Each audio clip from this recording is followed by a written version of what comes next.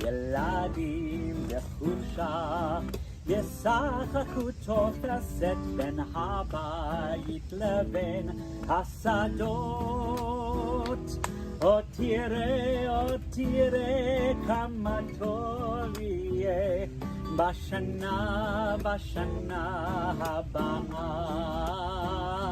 עוד תראה כמה טוב יהיה בשנה הבאה. Soon the day will arrive when we will be together, and no longer will we live in fear, and the children will smile without wondering whether on that day thunderclouds will appear. Wait and see what a world there can be if we share, if we care, you and me.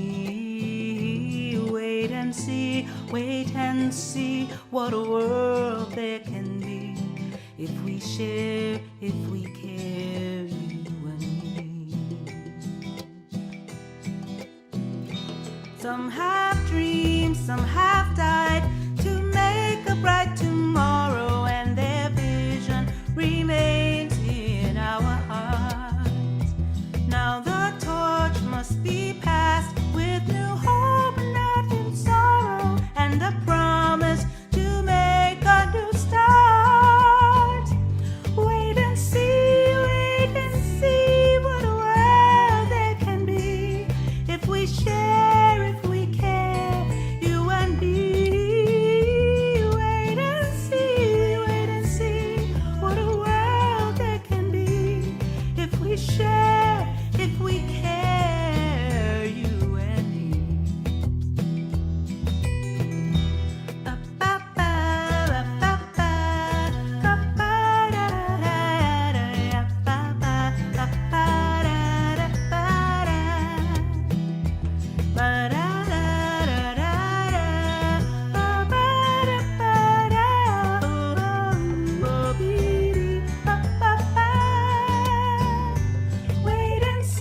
Wait and see what a world there can be if we share, if we care, you and me.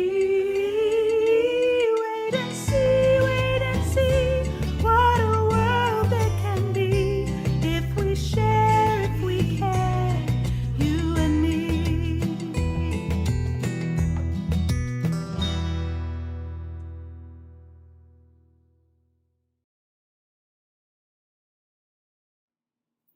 Good morning, everyone.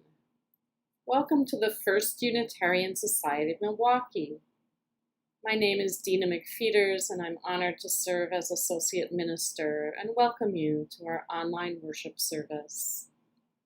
At First Unitarian Society of Milwaukee, we welcome people of all genders, sexualities, ages, races, ethnicities, histories, and bodies.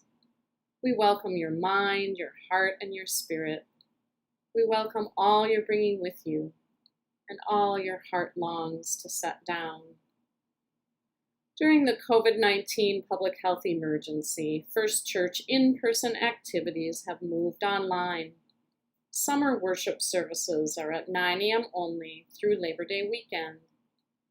We offer all ages religious education every Sunday at 10 a.m., with pre-K and kindergarten at 11:30 a.m., and youth group will meet on September 6th at 4 p.m. Sign up for the Religious Education Weekly Update to learn about more ways to connect with our families, faith, and community. You can find the links in your live stream chat now. Join us for a virtual coffee hour this morning after service where we chat in small groups. You can find the meeting link in your live stream chat. Members and visitors are welcome. Come to connect and reflect on Sundays at 11 a.m. this summer. A facilitator will share a short reading and will reflect on questions in response. It's a come-as-you-are event, no preparation necessary. The link is in your live stream chat now. And you'll be happy to know that Theme Circle registration is open for the new church year. Theme Circles are monthly online small groups that reflect together on our congregation's monthly worship themes. Each month, participants receive a packet of materials on the theme with questions to live with, readings and resources to ponder, and spiritual exercises to try. The registration link is in your e-announcements and on our website. And finally, Lunch with the Senior Minister on Facebook Live is on hiatus this Monday due to Labor Day. I'm pleased to introduce our pulpit guest today, First Church member Jeff Pearcy, who is leading worship on the topic, "And Then I Come Home, Sustaining Our Commitment to Social Justice." Jeff Pearcy is a documentary photographer who worked on assignment from the Unitarian Universalist Service Committee on 3 different occasions, including documenting the recovery effort in the Philippines following a typhoon. He has a long-term commitment working with a village in the Jong Chiefdom in Sierra Leone. Jeff and his wife Geraldine have been members of First Church around 28 years. Once again, I welcome you to our worship service this morning by inviting you to repeat our mission after me. We gather to nurture the spirit, engage the mind, and inspire action.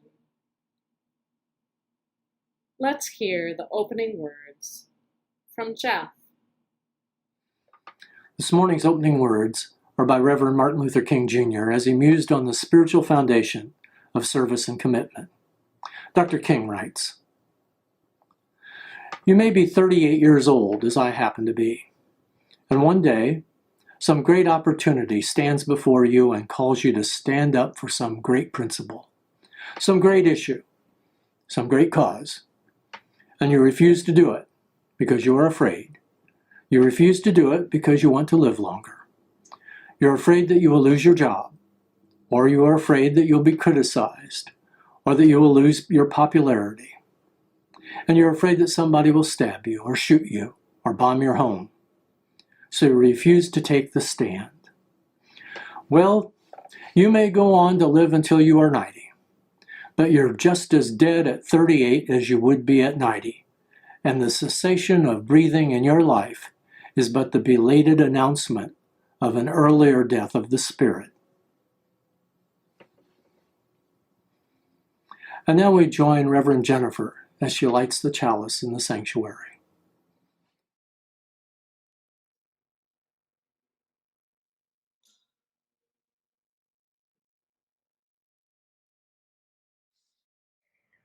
Hello, dear ones. It's been another painful week.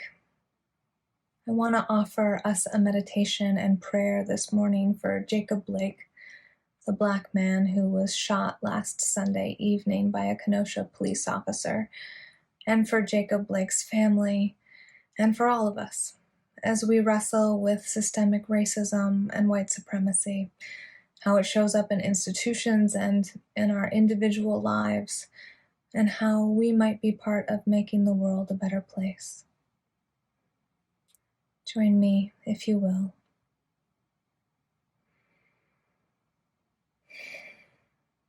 Spirit of life and love, Holy One, of our being and our becoming, that which is sacred within, among, and beyond us.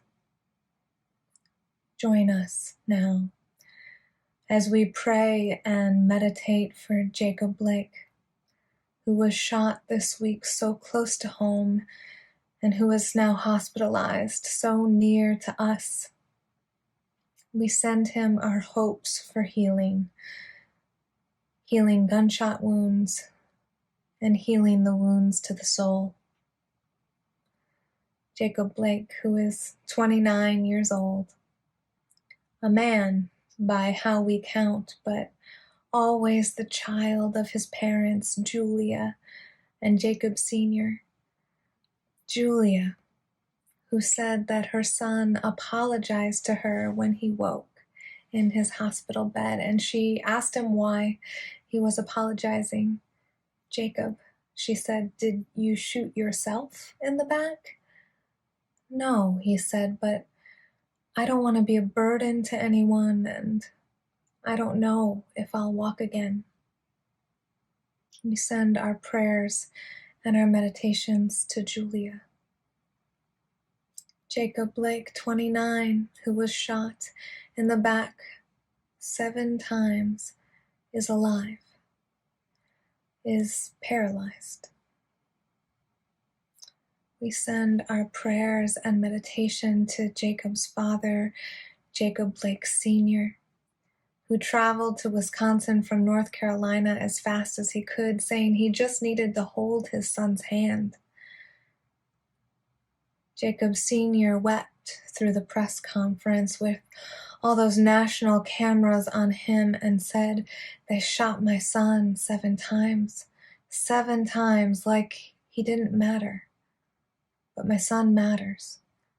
He's a human being and he matters. We send our prayers and meditation to Jacob Sr. Black Lives Matter. That's what this phrase means. It means Jacob Blake's life matters, and his mom's heart matters, and his dad being able to hold his hand matters. It means the minds of his 3 young children, ages 3 and 5 and 8, who were in the back of the car and watched him get shot. They matter. Black Lives Matter.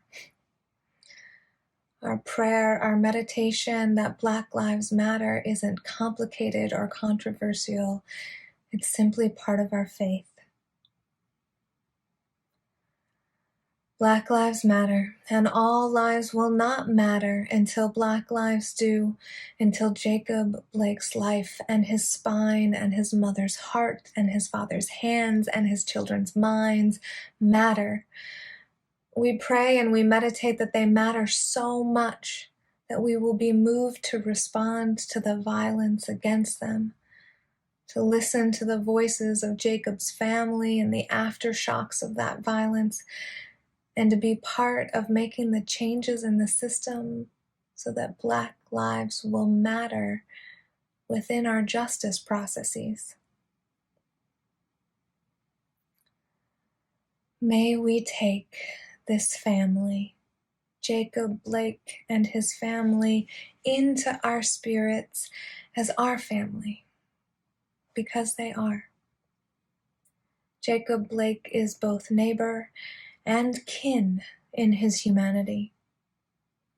And we pray and meditate that we might behave with wonder and love and authentic connection and justice, prioritizing humanity over property, human life over being right, empathy over judgment, and justice over business.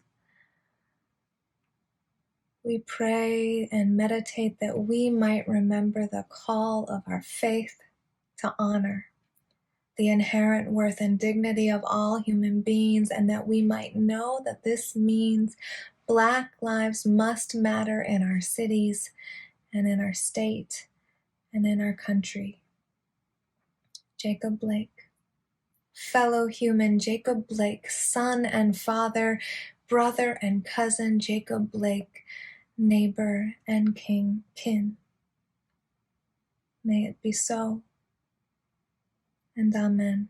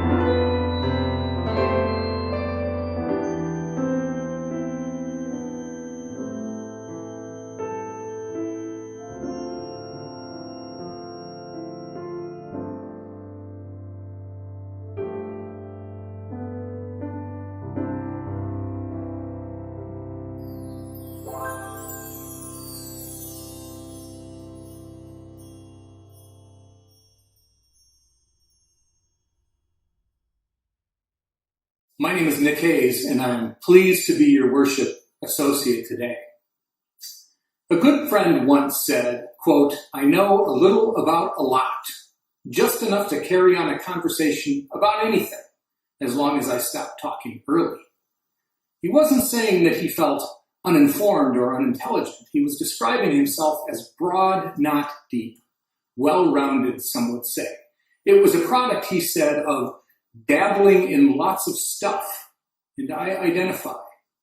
In fact, I can't claim real depth in very many things. I can count continuous, decades-long commitments on one hand: husbandry, fatherhood, sailing, music, and on the other hand, I'm just good enough at things like lawn care and computers and grammar and plumbing and accounting to stay afloat. This is the perspective from which I arrive to share a story about involvement and the headiness that swirls around it. Commitment, expertise, dedication, steadfastness, dependability, impact. So I decided to reflect on my involvement in things from three angles, all time-based: duration, quantity, and quality. Now, duration is simple. Am I still involved in something that I was involved in a long time ago? Marriage, check. Music, check. And quantity is also easy to measure. How many hours in a month am I involved? Here's a secret. I am sometimes embarrassed by how much time I spend on a sailboat going nowhere slowly in the summers, and yet I persist. But quality is tougher to pin down. This is a question of whether or not involvement makes a difference, and to whom? To me? To someone else? When I admire the lives of others, it is often for their generosity of time, which seems also to bring secondary benefits of self-awareness and comfort.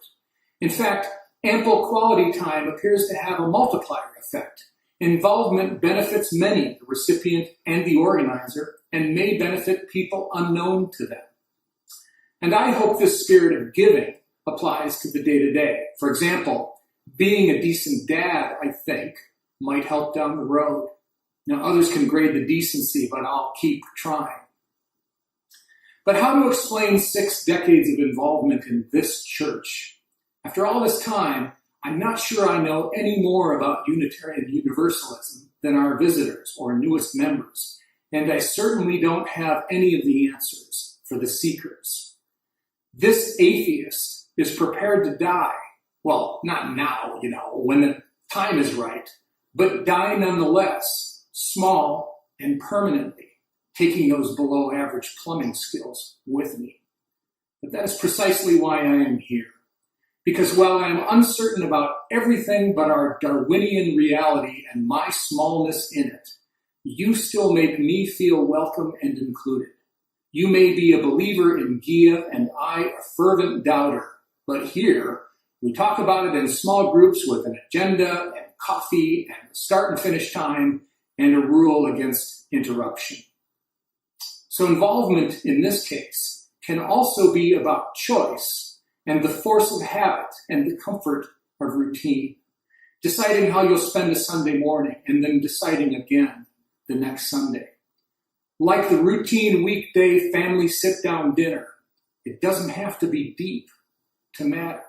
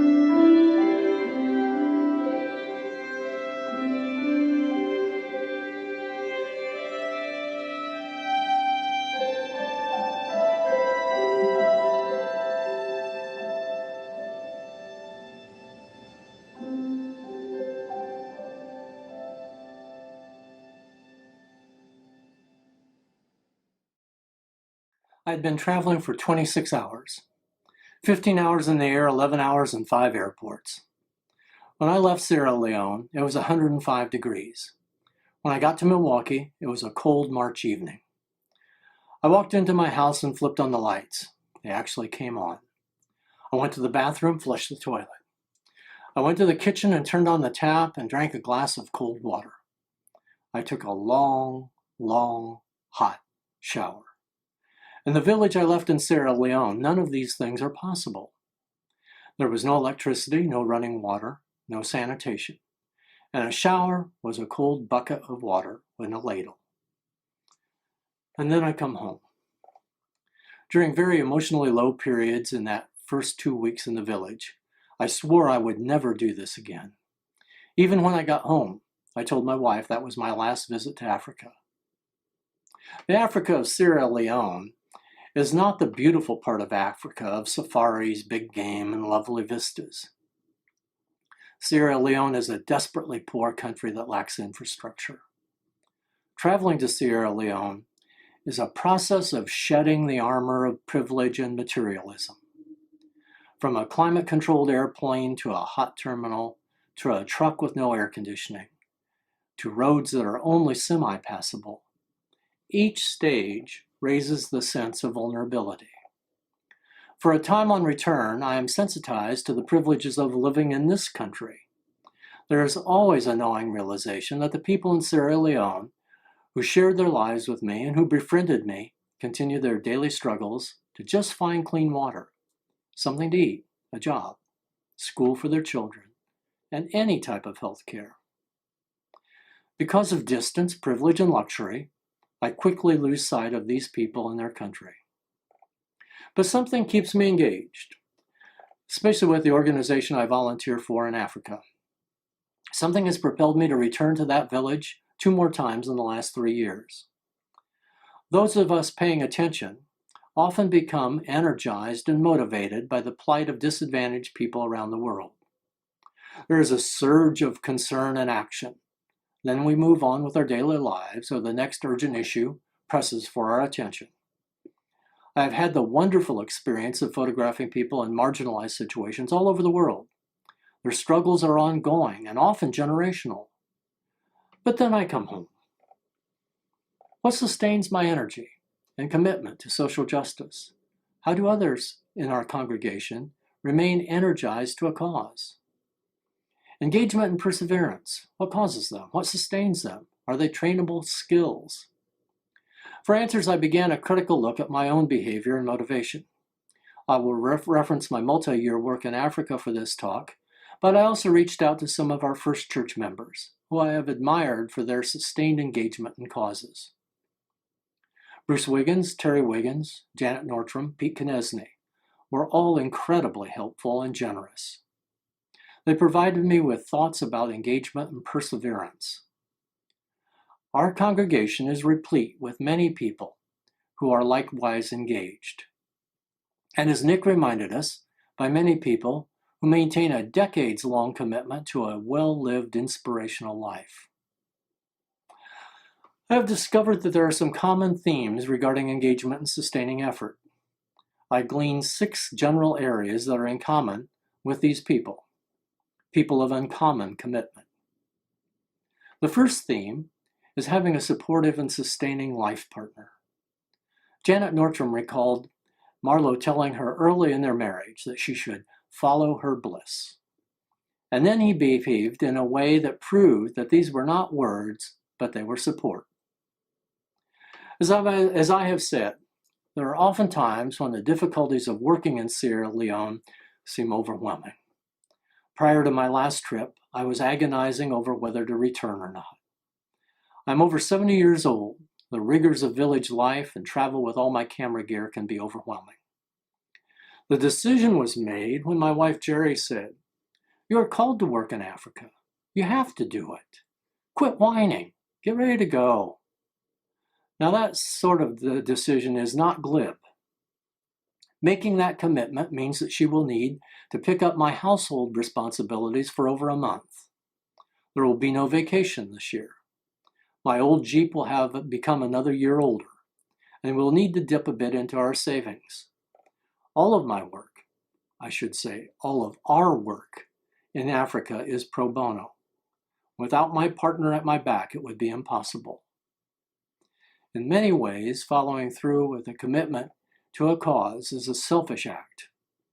It takes away time, finances, and energy from family and friends. It is their understanding and support and encouragement that allows a level of engagement that would otherwise be absolutely impossible. A second theme is community. Each person I asked talked about not doing it alone. Terry Wiggins talked about being on the board of the UU Ministry for the Earth and the ongoing support and connection with people involved in that issue. Bruce Wiggins said, "Seeing and experiencing the power of community." He was referring to participating in the anti-war rallies during the Vietnam War. Simply unforgettable. Pete Konieczny agreed. I am always meeting people who inspire me, either by their example or because their story and their experience cause me to see an issue or a problem as something to work on that triggers both my anger and my sense of injustice. My work in Africa is connected with the Pan-African Rural Health and Social Services, PRESS. A former employee of mine asked if I would consider helping his dad and his organization. That is how I met Dr. Samuel Cormoy. He had escaped Sierra Leone with his family during the devastating 12-year Civil War. Following the war, he founded PRESS and began to return to help the remnants of his village in the Yong chiefdom. His strong Methodist faith sustains the organization. When I first became involved with PRESS, I was put off by their reference to their work as a ministry. Every meeting begins and ends with prayer. Several ministers are on the board of directors. When times are tough, I get an email from the chairman of the board, Sam, asking us to fast and pray. One day, while in Africa, Sam turned to me and said, "You are a gift from God." It was an astounding statement that I immediately denied. And he said, "No, I was fasting and praying that someone would come along to help me with the board, and the next week we met." Being in the presence of people with such an abiding faith has had a very deep influence on me. I surround myself there with people who approach life in a way I admire, even if I do not emulate. I always feel supported, loved, and thanked. A third theme is an accurate assessment of your skills and expertise and a goodness of fit. All of my informants for this sermon spoke of the vast array of needs and the limitations of their own abilities, time, and continuing interest. Bruce Wiggins again. Learning to say no in addition to yes. I have had a tendency in my life to take on too much and tend to get overcommitted. I have had to learn to say no to some requests in order to maintain a family life, protect my health and sanity, to be able to continue social justice work. It is partly learning what my abilities and time allow me to do. As a young man, I was a photographer on a daily newspaper. I always admired the documentary work being done by photographers like Father Don Dahl, Sebastian Segato, and others. When I returned to photojournalism after my formal retirement, I set a course to take longer-term projects. I wanted to tell stories of people marginalized by currents that were no fault of their own. The weapon I chose to use in this fight is my camera. A fourth theme is the cause itself, and even more importantly, the people. Dr. Cormoy says, "I always try to focus broadly on health and social services in Africa, but zero in on the immediately life-threatening needs. There is a joy in seeing a hungry child get some meal because a parent is employed, thanks to our efforts, or some international supporter provides them with a breakfast, or a child who would otherwise not go to high school if they were not sponsored, or the very simple smile of a young girl or boy who is handed clean gym shoes that actually fit." This was echoed by Pete Konieczny. I would say my engagement flows from my connection and immediate contact with the people affected by injustice. It is important for me to have that ongoing contact so as not to be addressing issues as abstractions. I will never forget my first visit to the village. We often were busy, so we would eat an early breakfast and a late dinner, usually a stew of some sort of meat, cassava greens over rice. Our food was sufficient and plentiful. I learned early on that kids would gather near where we ate. When we were finished, we would set our plate on the ground, and kids would come over and lick the plates clean, suck the bones to be sure everything was eaten. I learned to leave a lot of food on my plate. The image of a child sucking the bones of the chicken I had eaten will never leave me. It is hard to sustain commitment to an organization as the human foibles and difficulties emerge. It is particularly hard to sustain commitment to work in Africa, where there are constant setbacks and frustrations. But each time I see my enthusiasm wane, I think of a small girl sucking a chicken bone discarded from my plate, and my perspective changes. The fifth theme is learning and evolving. Each of the people who helped with this sermon addressed the issue of a deeper evolution of their spiritual life as a result of long-term engagement. Janet Nordstrom spoke of the sustaining power of music, art, and theater for both her and Marlowe. Bruce Wiggins identified Reverend Jennifer's admonition that a spiritual life is crucial to social justice work. He quoted Reverend Jennifer's candidating sermon that without a spiritual life and a spiritual dimension, social change people either burn themselves out and others, or devolve into bickering, name-calling, arguing, and undoing the good they were trying to do. This can all be counteracted by a commitment to self-care and spiritual growth. For me, my work in Africa has changed me.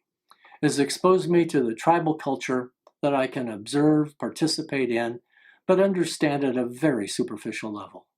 At a deeper level, that leaves me with an awareness of the transience of life, an understanding that our impact on the world is really only in the way we love others. Our birth, life, and death are without meaning in themselves unless we have shown love to others, and that all life is short. This was brought home one day when I was walking in the bush with Dr. Cormoy, and he was saying that snakebite is one of the leading causes of death in the village because there is no way to keep anti-venom cold. A bite inevitably leads to death. I was astounded. But what about me? What happens if I get bit? Sam said, well, we would warn you. I admit that there is something humorous in that statement. But living for a time in a village where life expectancy is short and life-threatening situations are ever present separates me from my privilege of health care on demand. The sixth theme is hope and expectations. It seems that small victories are the best we can hope for.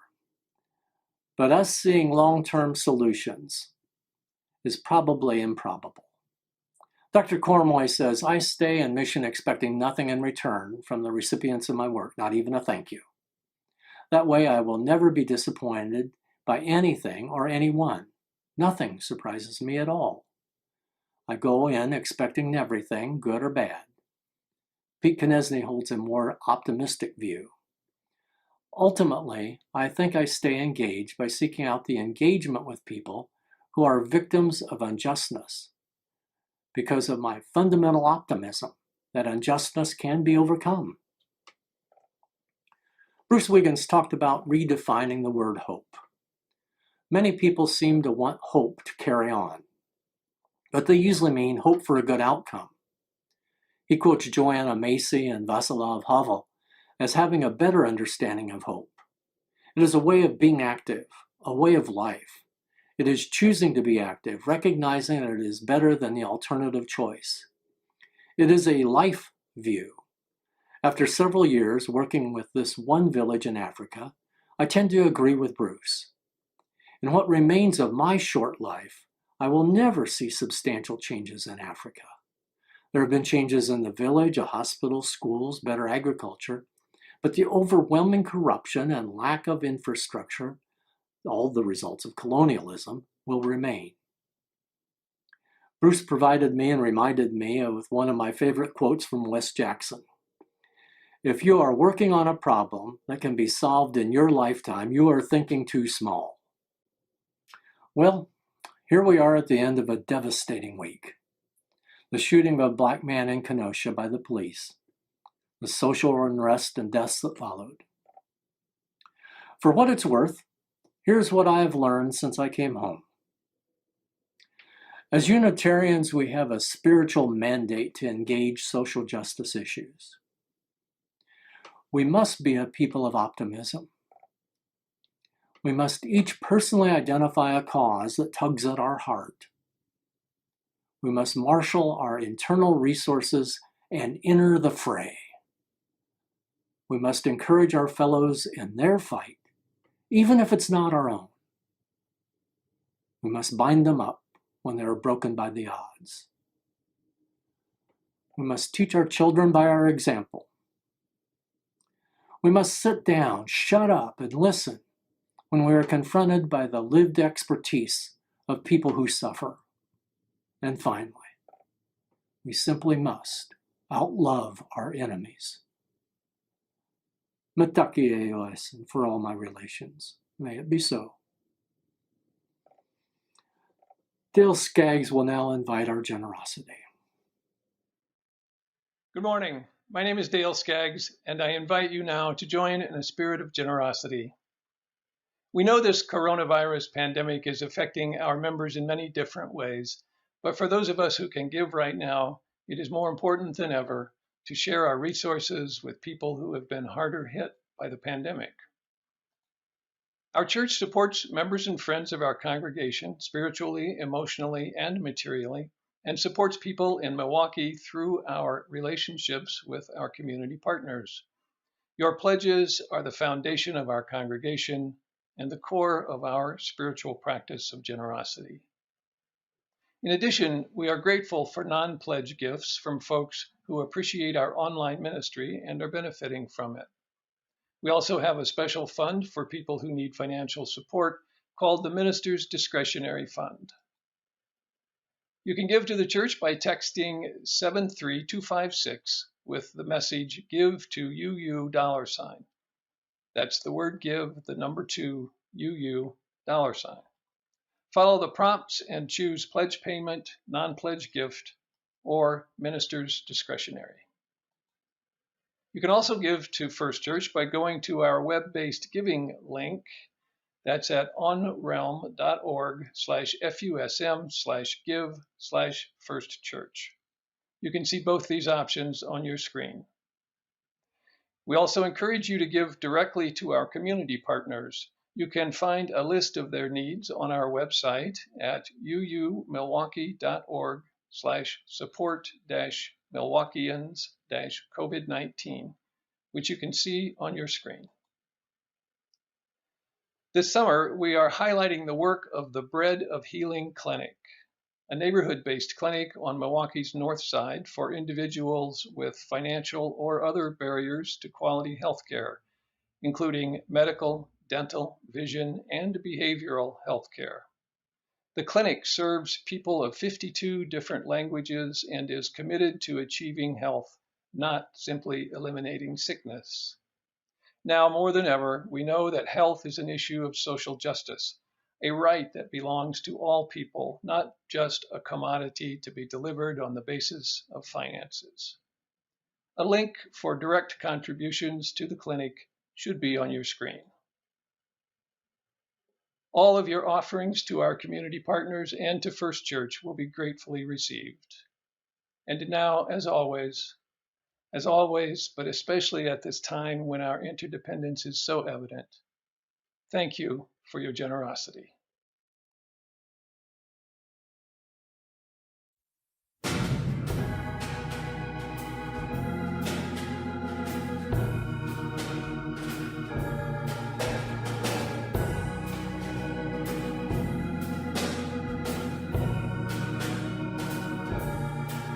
Ain't gonna let nobody turn me around, turn me around, turn me around. Ain't gonna let nobody turn me around. I'm gonna keep on walking, keep on talking, marching up to freedom land. Ain't gonna let no hatred turn me around, turn me around, turn me around. Ain't gonna let no hatred turn me around. I'm gonna keep on walking, keep on talking, marching up to freedom land. Ain't gonna let racism turn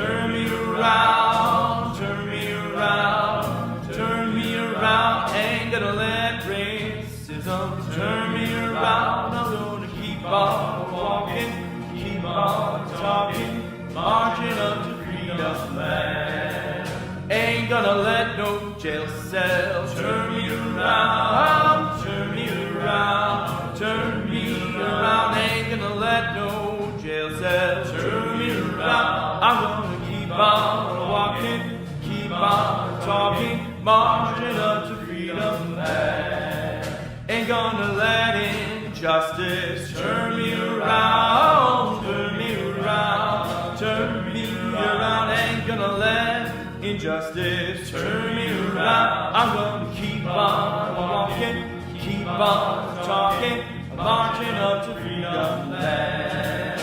Ain't gonna let nobody turn me around. Oh, turn me around, turn me around. Ain't gonna let nobody turn me around. I'm gonna keep on walking, keep on talking, marching up to freedom land.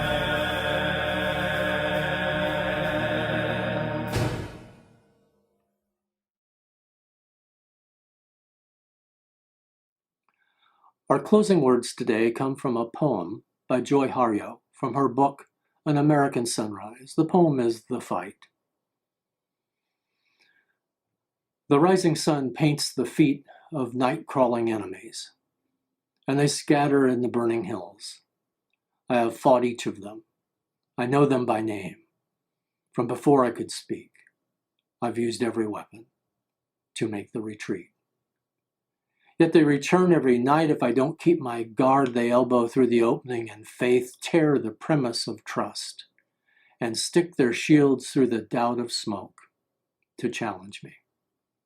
I grow tired of the heartache of every small and large war, passed from generation to generation. But it is not in me to give up. I was taught to give honor to the house of the warriors, which cannot exist without the house of the peacemakers. Now join me in watching Reverend Jennifer extinguish the flaming chalice in our sanctuary.